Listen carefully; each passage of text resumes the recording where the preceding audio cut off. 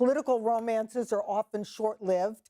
And she has been critical of him not only about the Epstein files, but about his involvement in foreign affairs. And I don't mean with women, I mean in various parts of the world. You said it, no. Just to clear the table on that one. and so it's not surprising that they have had a breakup of sorts after all. He didn't give her a ring, he just supported her for a little while. Listen, this fire is spreading. I mean, right, it started off talking about Epstein in the beginning. All right, welcome back to the Unfiltered Take. Today, the panel dives into a sharp exchange about party fracture, foreign policy disagreements, and whether Donald Trump's relationship with members of his own party is beginning to shift. We're going to look at what he said, what it means, and why these political tensions keep resurfacing. Then, during the shutdown, she was one of the few Republicans that correctly identified Donald Trump's unwillingness to deal with the ACA subsidies and lower healthcare costs for Americans as being one of the reasons why the shutdown occurred. Yeah, she was very outspoken about that. Now she's talking about foreign policy. This is not going away. Whatever is going on between them seems to only be heating up, and I think the rest of us should get the popcorn.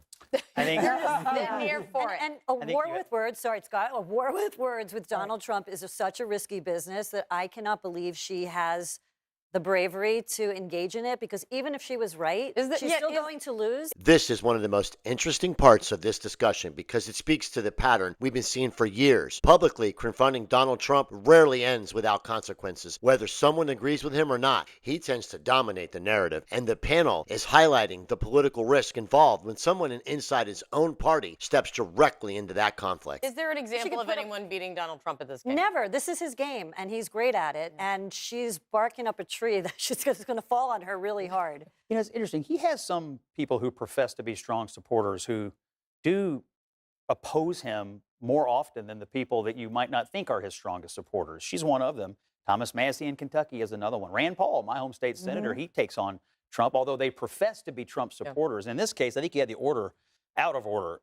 I trace all this back to his decision, the righteous decision to strike Iran. She was against it. So were some of the people who occupy that wing of the party. He defied them.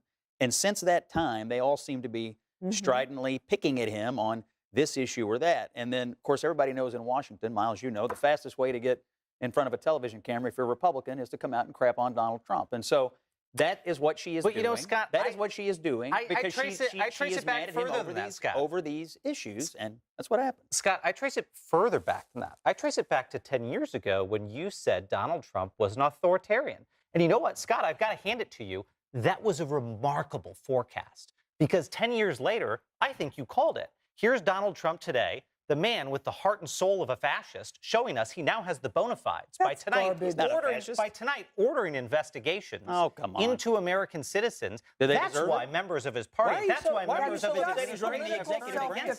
Why are you so upset he's running the executive branch?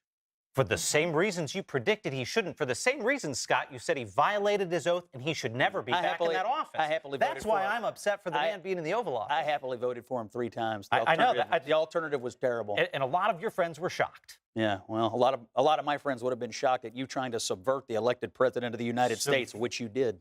Well, I proudly did. I proudly Some said mid-level to the staffer country substituting his judgment for the elected president of the United States. Well, Scott, I would have loved to have seen you stand up to it. Good luck. Back to MTG. Is it the sign of a changing tide? This is where things shift from back and forth to the bigger picture. The real question they're raising is whether this moment represents something larger, a real test to see if Republicans can publicly challenge Donald Trump without losing political ground. The next few weeks, especially these up-and-coming votes they're talking about, are going to reveal a lot where the parties actually stand. Is it the sign, or is it a singular one back and forth between one Republican who is getting into a fight with Donald Trump? Or do you think there is a possibility that it is the beginnings of Republicans seeing past the Donald Trump era? The short answer is that we don't know. Because you've got like Thomas Massie saying exactly that. Like your vote on this discharge petition is going to outlast Donald Trump's time here. So you need to consider that when you make your decision. But if we keep paying attention, what we see is that last week, the president got his clock clean in an election. All the Republicans got their clock clean in an election. This week, we see what's happening with the Epstein files. So next week, we're going to see them take a vote. And if we see a bunch of Republicans defect on the Epstein files, I think what we're seeing is the real testing of the waters to find out whether or not you can oppose Donald Trump and still get elected. When we talk about Marjorie Taylor Greene, the one thing we haven't talked about yet is her fundraising prowess. And according to sources, she is the most popular fundraiser in the Republican Party other than Donald Trump. She's If at that's the 12% case, in the they're vote. going to divide up. This prediction about no one's going to care about this. I was asking it a question. I wasn't predicting it. No, you said people were. Somebody said that this was going to outlive. Tom Massey. And the prediction that this was going to Yeah. outlive. Mhm. I totally disagree with that. I think right now more people are worried about whether they can watch ESPN on YouTube TV tomorrow than they care about this, and that's certainly going to be true in 1 year, 5 years, or 10 years So, from today. Eric, But what they let's do make care it about, clear, hold on, but what they the do care about, they Republicans do, did not they do- get their they clocks do care, cleaned they last do week. care about They the did fact the not. president's sort of breaking everything. Right. They see a hole in the White House right now. I was in Detroit last weekend for an event, and it was the number one thing people came up to me at the scholarship dinner to ask about. Is it okay for the president to tear down the White House without anybody's permission? That was the And number one thing. That was the number one thing that people brought up unprovoked. The was to find out idea about of, it. Totally I keep hearing ridiculous. this over and over again, is like, no one cares about this because they only care about that. You know what they care about? They can't buy a house. That they can't They they care about houses affordability. aren't Eric- unaffordable and that food costs too much, Yeah. but they don't care about the White House. The fact is, a president who don't care can't about the model White House. remodel Many the people White care about House, the White That's House. ridiculous. Every a president visitor- who Many can wage Americans war, care about the who White can House. make You major don't care about the White decisions, House. can't remodel a room in the White House. He didn't remodel it. He Remodel tore it down. He tore down Tomato, a third of the White House. In the middle of a I couldn't government tear down my shutdown. garage without getting a permit from the city. And that's He can tear overregulation. down- But let me ask you this. Destroying our I country. think And he's tearing down a I think ballroom. this often when people say, you're all talking about this, but here's the focus should really be this. People hold multiple thoughts and focuses in their heads at the same time. Like, people can care about multiple things. They can care about not being able to buy a new home. They can care about the skyrocketing cost of food, which we'll talk about shortly. And they can care about, I don't know, anything else. Stacey Plackett getting text messages from Jeffrey Epstein, if you want to take it from Scott's side. Like, you can hold all of these thoughts. I always think it's just someone trying to say to me, I don't want to answer your question by just trying to deflect that way. I find it a deflection when people say, don't focus on this. You need to focus. Everyone only cares about this one issue.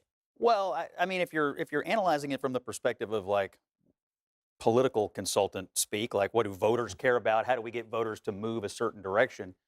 Next year, the way you'll get voters to move would be on cost of living, health care. I mean, things that actually motivate their lives. They may have some interest in this, some passing interest in it, but motivation to vote? I mean, everybody knows what the bread and butter issues are. This won't be one of them, but the ones that will be relevant are quite obvious. I disagree with Scott fervently on Donald Trump, and I could not agree with him more on that point. Voters aren't going to care about this next year. For better or for worse, they are going to care about things like affordability.